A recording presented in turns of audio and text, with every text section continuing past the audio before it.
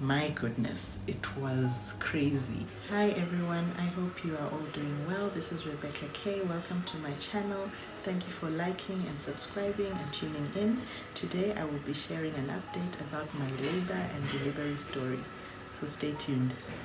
So in the last checkup, when I went to my gynecologist and he did the scan, he mentioned that the babies had already grown to around 2.3 kilograms each. So I was carrying at least 4.6 kilograms by the time I had reached 35 weeks. So at that point, he mentioned that we need to do this C-section between 36 and 37 weeks. He told me that there was a very unlikely chance that I would get to anything beyond 37 weeks. So I agreed with my gynecologist. I trust him. We've been through so much together. So I didn't even second guess what he was telling me.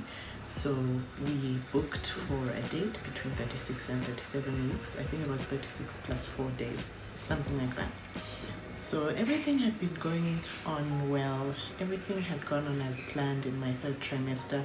I was very, very tired, and it was obviously because my babies were quite big at that point, much bigger than average, as per my gynecologist. At that point, I had already packed my bag. This time I was very, very organized. My first pregnancy caught me unawares on all fronts.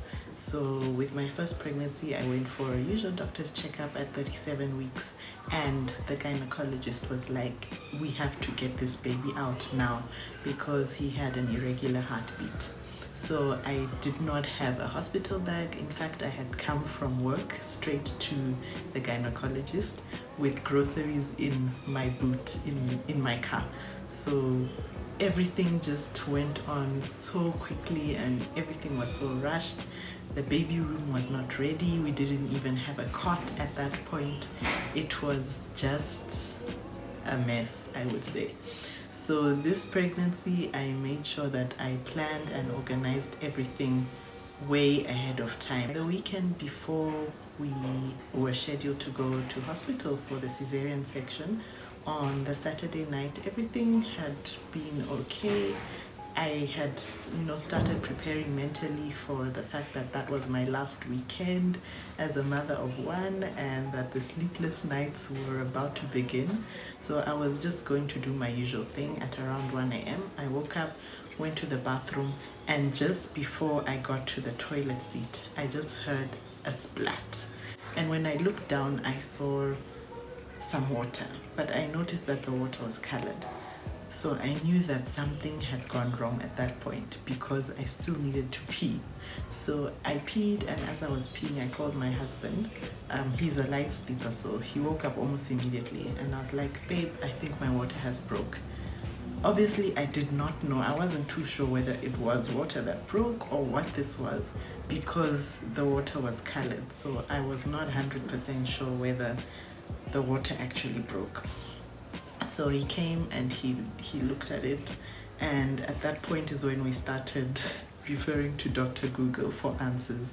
So we Googled, how does amniotic fluid look like? How does water break? How likely is it for your water to break when you're having twins? How does premature labor look like? What are the signs? How long does it take before you deliver your child? All those things. And I think within 15 minutes, my husband was more than convinced that we needed to go to the hospital. And I remember asking him, like, now? Because it was 1 a.m. and I didn't want to go to the hospital and have someone else examining me other than my gynecologist, because I didn't want them to make decisions that maybe they shouldn't have made. So we started packing the bags, which were already well packed. So it was just a matter of putting them into the car. We woke up our house help who had to take care of my toddler because obviously we couldn't go with him to the hospital, and then we made our way to the hospital. So as we were driving to the hospital, I just thought to myself, no, let me just call my doctor. Maybe he might pick up the phone and then he would be able to instruct me on what I need to do. So I called him, and after 3 rings, surprisingly he picked up the phone, and I was so relieved because I knew that my doctor would be able to help me, and if he can't make it, he'll be able to guide the people at the hospital as to what they need to do, because he's a consultant at the hospital where we went to, so they know him. So he told me, no, you've just experienced PROM, which stands for premature rupture of membranes. And he told me, Rebecca, we need to deliver these babies immediately. And my heart started pounding because I realized how significant this thing was. Initially, I wasn't taking it very seriously. My husband actually took it more seriously than myself. So he told me that he would be on his way to the hospital and he would make sure that the other doctors he was working with would also come to the hospital, which made me so relieved because I knew that my gynecologist, who knows my history and what I've gone through, would be the one delivering the babies. So by the time we got to the hospital and did all the paperwork, I was sent to the labor ward, and at the point when I was put onto the bed, because I was being wheeled around, obviously because my water had broke and there was water everywhere, in the car seat, on the wheelchair seat, it was just a mess. So when I was being put onto the bed in the labor ward, I started experiencing the worst type of period pain that I had ever experienced. My goodness, it was crazy. And that's when I knew that I was actually getting contractions. And the nurses around in the labor ward were just going about their business. They would come in and take my vitals, and they also checked how much I had dilated. At that point, I was so confused. I didn't even ask how many centimeters I had dilated because I was experiencing so much pain. And I remember my husband saying, let me take a photo of how you look like when you're having contractions so that you can keep this as a memory. So that happened for around an hour because, you know, the doctors had to come to the hospital, they had to prepare the theater room, they had to call in, you know, the other scrubs and nurses to make sure everything was in place. So I experienced those pains, and oh my goodness, it was really painful. And they were coming in like every 2 minutes, every 3 minutes, and I did not know about breathing techniques and so on and so forth because I wasn't prepared for that. So I remember my husband telling me, breathe in, breathe out, breathe in, breathe out. And I was sheepishly doing it, hoping that it would help me relieve the pain that I was going through, but it did not help at all. So after about an hour, I think the theater room was then made ready and I was wheeled straight to the theater room.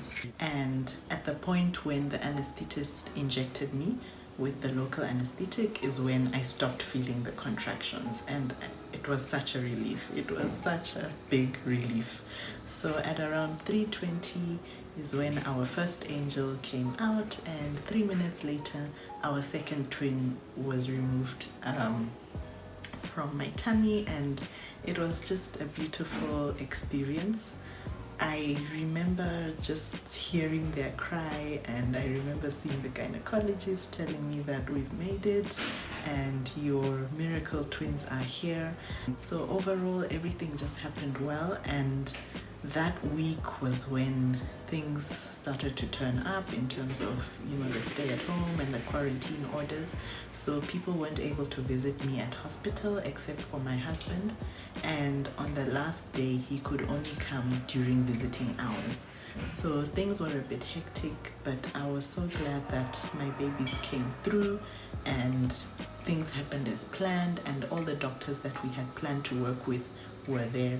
The neonatologist was also there, so he was able to assess whether they needed extra oxygen. So they were in NICU for I think 2 days, and after that they were fine. So I was able to breastfeed them from almost immediately. My milk didn't come in until day 2, day 3, but right now we are good to go, and I am 100% giving them breast milk. So right now they are 1 month old and they are doing very well. They are growing well, putting on weight well.